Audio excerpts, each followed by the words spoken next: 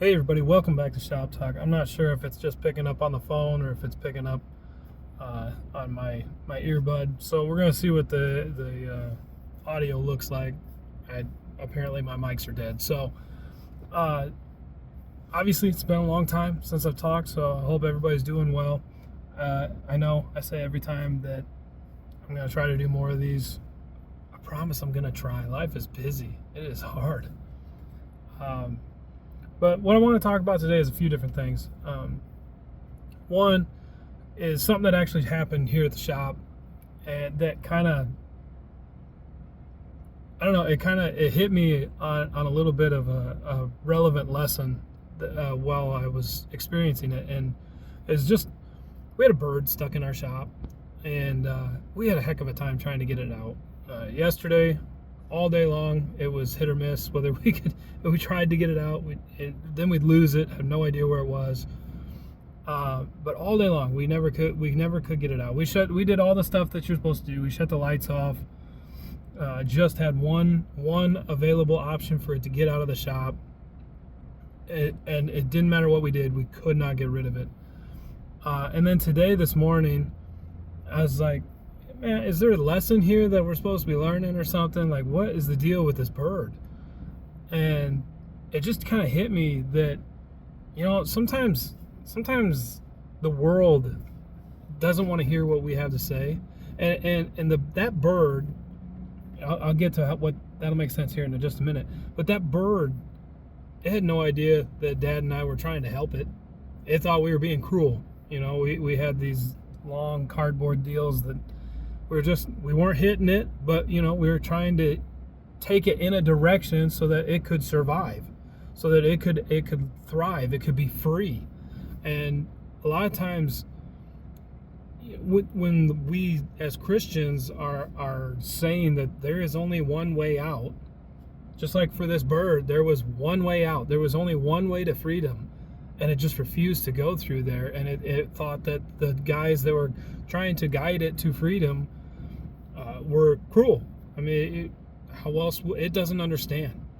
And sometimes as Christians, and when we're trying to evangelize, when we're trying to tell people about Jesus, they're not understanding that there is only one way out. And to say there's only one way out, it comes across as cruel.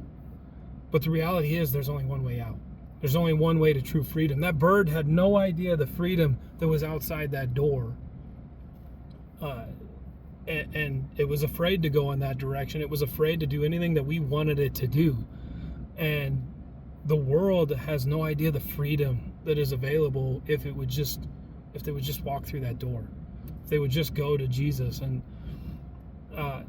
it was right after that I thought of this and how you could, what did they say? That'll preach. Then the bird finally left. Now, that could be a coincidence, that could be anything, but I think that's interesting. Look, this bird had no idea what was going on.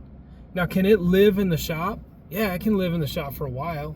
It can survive for a while, but eventually it's going to die. And when we live in the world, you can live there for a while. You can maybe even thrive for a while, but eventually you're going to die. The only way to survive is to go out through that door. And that is the reality of Christ.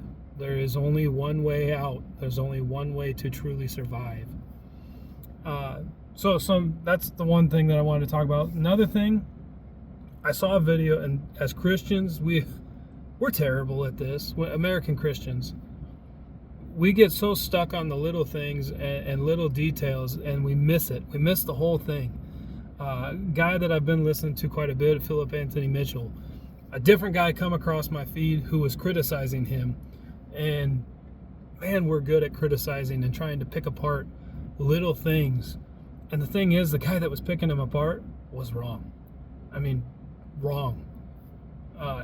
He was complaining, he was upset that Philip Anthony Mitchell was talking about the disciples.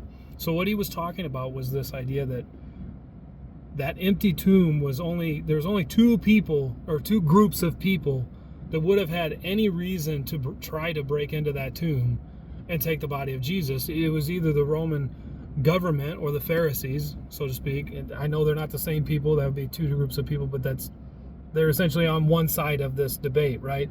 And then you have the disciples, the believers.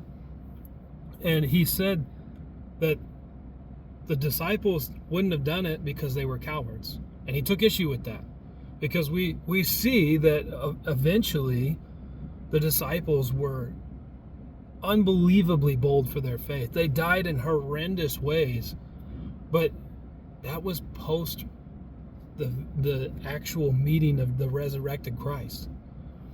What he's talking about is, look, before that tomb was empty, these guys were terrified. After the tomb was empty, they were terrified. They were hiding in an upper room with the door locked because they feared the Jews. That's in the Bible. Go look it up. They were afraid. And so there was no way that they would go and try to steal this body, because they were terrified of being the next one to get crucified. And as far as the Romans and the Pharisees, they wouldn't have taken the body, because if they did, when all of this started coming out that, oh, he's been resurrected, they just would have produced the body. They couldn't, because they didn't have him, because Jesus walked out of the grave. So here this guy is picking him apart, and he's upset that he's calling the disciples cowards. But prior to witnessing the risen Christ, they were.